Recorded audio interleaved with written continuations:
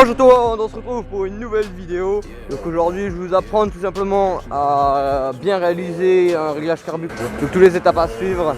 Donc déjà premier cas de figure, il y en a deux. Imaginons vous venez de recevoir un nouveau carbu. Donc il y a des réglages à faire là-dessus. Il faut s'occuper du niveau de cuve tout simplement, voir s'il est bien réglé. Donc pour ça je vous invite à aller voir la vidéo qu'a fait Tournoi Racing pour régler correctement un niveau de cuve. Ensuite ce qu'il faut faire c'est prédéfinir tout simplement le gicleur de ralenti.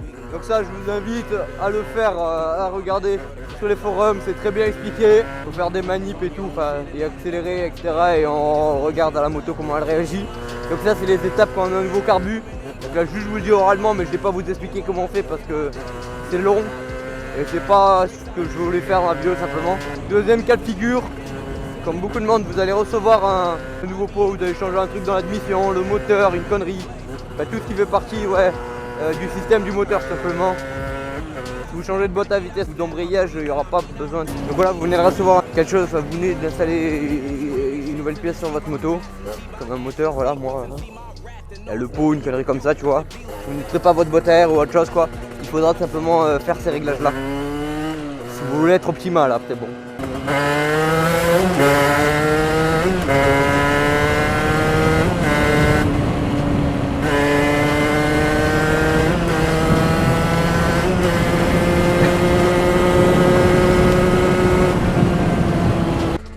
Donc il y a 3 réglages à faire. Donc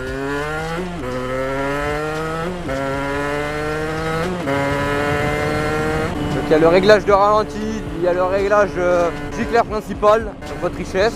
Et ensuite il y a le réglage de l'aiguille, donc de la montée en régime. Pour pouvoir bien voir le réglage, savoir s'il est précis. On va faire un arrêt carbu. Le ralenti on peut voir du coup s'il est bon avec l'arrêt carbu, mais se règle à l'oreille tout simplement. Toujours mieux de le mettre un peu trop riche. Donc ce qu'il faut faire c'est tirer dedans et pendant longtemps en sixième. Faites une grosse pointe sa mère. Voilà on y va, c'est bien longtemps hein, histoire de bien colorer la bougie. Et là vous coupez et vous embrayez. Je le fais là-bas. Moi je n'ai pas rétrogradé, vous pouvez rétrograder aussi, mais c'est pas. Il paraît que ça fait un peu changer la couleur de la bougie. Moi je préfère ne rien faire. Donc là qu'est-ce qu'on va faire? Du coup on va retirer la bougie. Pour ça on a besoin d'une clé de 21. Moi je ferme l'essence, faites comme vous voulez. On enlève l'antipara, faites gaffe c'est très chaud. On enlève la bougie, donc pour ça on prend la clé. Et voilà, et là tu tournes. Et voilà. À partir de là, on prend ça, on enlève la bougie. Et là, on va pouvoir analyser du coup l'arrêt carbu, qu'est-ce qu'il faut faire, qu'est-ce qu'il manque à faire. Attention. Non, elle est trop chaude. Donc, comment interpréter le réglage du coup?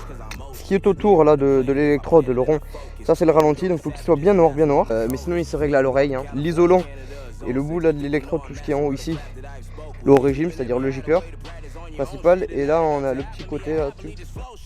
Bon, je sais pas comment t'appelles ça, mais le petit truc là qui monte, je sais pas si on voit bien. Et ça se règle avec l'auteur de l'aiguille.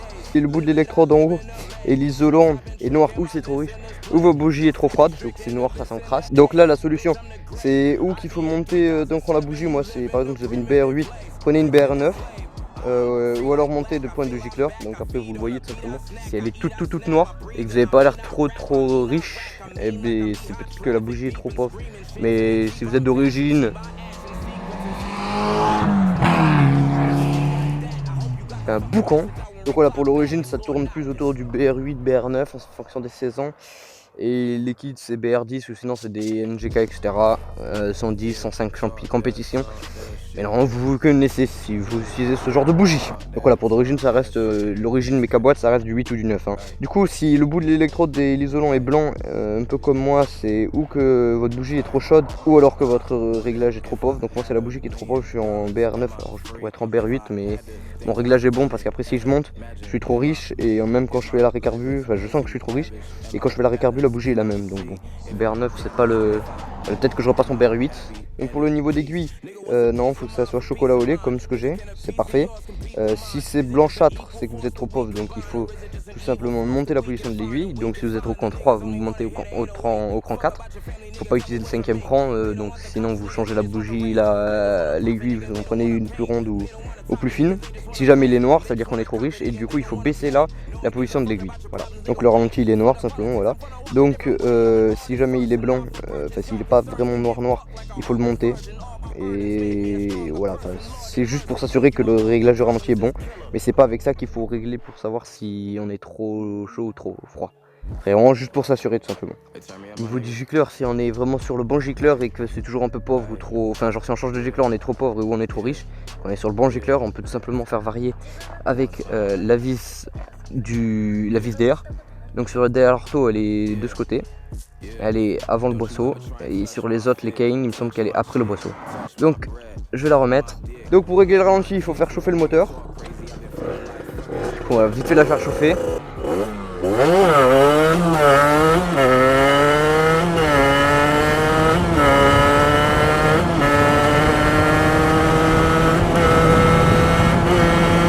Du coup là on a chauffé la moto. Donc c'est quelle vis? Il y a deux vis tout simplement, hein, de réglage sur le carbu, la vis d'air et la vis du ralenti. Sur les déos c'est celle du milieu, hein, la vis de ralenti, et ça c'est la vis d'air. Sinon c'est le plus souvent la vis de ralenti, c'est celle qui a le ressort. Pour augmenter le ralenti vous serrez la vis, et pour baisser le ralenti vous desserrez la vis. Donc pour savoir si le ralenti est bien réglé, c'est à l'accélérateur, ça doit répondre tout de suite. Vous voyez, moi ça répond tout de suite. Il y en a genre ça fait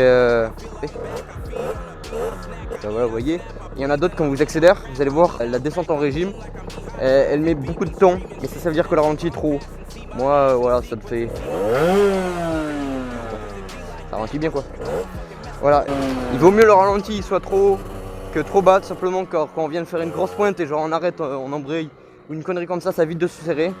Et qu'un ralenti trop bas, ça va envoyer peu d'essence, du coup peu d'huile, et du coup bonjour le serrage sa grand-mère. Et rouler là-bas.